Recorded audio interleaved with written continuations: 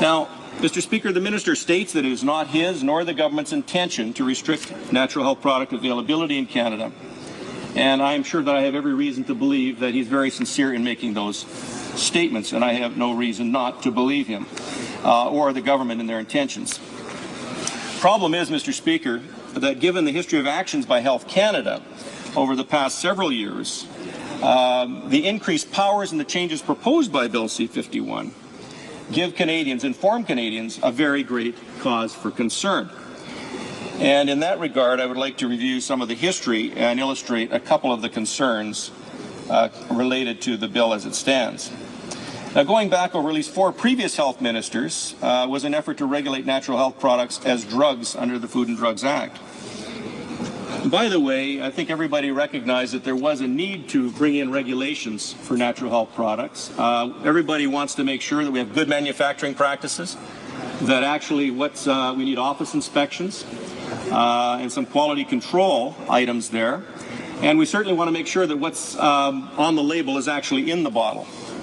So certainly regulation is necessary. Everybody's in support of regulation. It's the type of regulation that's being considered here, and the concerns about whether those regulations are appropriate for the low risk and the natural character of these products. By nature, they are low risk, they're low cost, they're non-patentable items, they're more akin to foods, concentrated food items, vitamins, minerals, amino acids, which are components of protein, and that's the stuff we're made out of. And therefore, by nature, it's low risk and well tolerated in biological systems. So I would just note this, that going back a little bit of the history, there came a huge public response out of the attempt by former Minister David Dingwall to regulate natural health products as drugs. It was followed up by Alan Rock. Alan Rock, as minister, put the brakes on the process and commissioned the Health Committee to investigate and produce a report. There were widespread consultation, and a report was tabled in 1998, making some 53 recommendations. That was followed by the creation of a transition team of experts. Some 17 experts came together to try and organize how would this new Office of Natural Health Products come together and what form it would take, and they made recommendations that were published in a report in the year 2000. And I note that the transition team, in their book, they had a vision that they articulated there. They hoped that the minister would be a champion for a new era for NHPs, for natural health products. Vitamins and minerals would take their place in improving the health of Canadians and the healthcare system in Canada. That the minister would be a champion for helping natural health products find their way to taking their rightful place in strengthening Canadians, improving prevention of disease, and promoting wellness, and helping keep people off the waiting lists that are so troubling to anyone trying to access health services for serious health failures. The 37th Parliament, I introduced a bill called Bill C-420, which was to move the Natural Health Products Developing Office, which changed names from the Office of the ONHP to the Natural Health Product Directorate, to move that under the food style of regulations. So we had food and drugs, to take it from the drug side and move it under the food side because it's more akin to foods than they are to drugs. That bill died when the election of June 2004 was called, and it was reincarnated, if I can use that word, or reappeared in the 38th Parliament with my colleague, help of my colleague from Oshawa, the member from Oshawa, who tabled the bill, and we got agreement to keep the name C-420, the number, and so both of our names were attached to that bill. And the outcome of that was that NHPs were plunked as not where we wanted them under food, but they remained as a subclass under the drug side of the regulations. So where are we at since that day? Currently, natural health products are regulated as a subclass of drugs for regulatory purposes, although they have their own regulations. And that's been the status since 2006. When we started this process, there were some 50 to 60,000 products on the market. And what's been happening in the interim is that There are about 6,000 products that have been approved. I noticed the member from Yukon, who's still with us in the debate, in his speech earlier mentioned that there's some 33 to 40,000 products backlogged, and that's probably accurate. There's about 6,000 that have been through the approval process of that huge number that were out there a few years ago. But what's happening is that about half of the products applying are not making it through the regulatory process. A lot of good products are dropping off the shelves in Canada under the current regulatory regime. And these are the simple ones.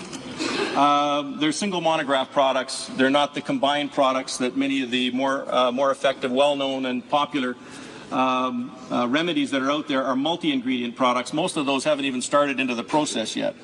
So a lot of products are not making it through, and then complicating it further is the fact that many good products that come from outside the country, from the United States, for example, many of those products are not being shipped into Canada because the producers find the regulatory regime is too onerous, and the market is too small. They just have stopped shipping their product to Canada, so we're losing products that way. So that's the current situation.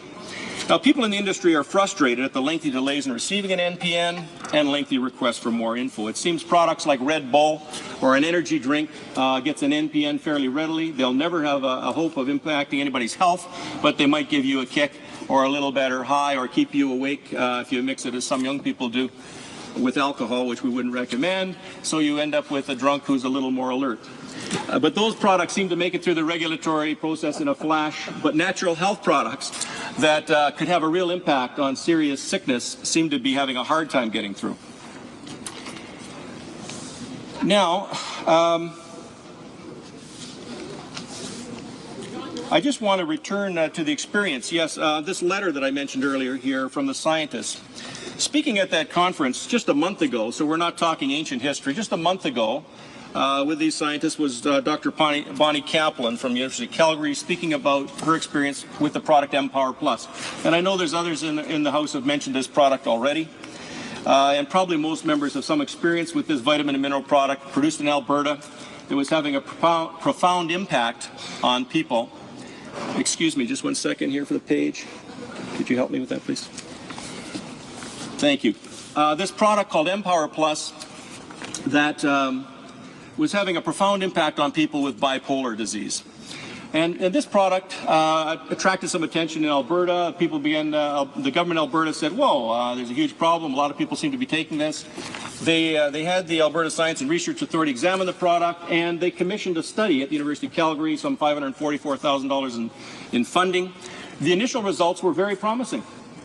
And in fact, there were some 4 peer-reviewed articles published, and about this time, Health Canada moved to shut down the study under the regulations of the day. And they called in the RCMP to raid the company and contact 3,000 Canadians, order them back on their psychiatric drugs, even though many of them were taking the product with the knowledge of their physician. And many of them had been well for years, taking simply vitamins and minerals. So I want to just use that as an illustration of why people are alarmed at the regulations in Bill C-51. It's not simply what's in the bill, it's the behavior of the department in the last number of years that has people alarmed.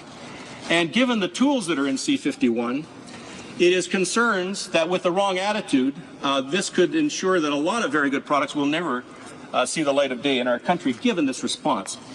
So I mentioned this about thousands of Canadians were taking the product, the Alberta response, the early results, Health Canada shut down the study, they sent in the RCMP.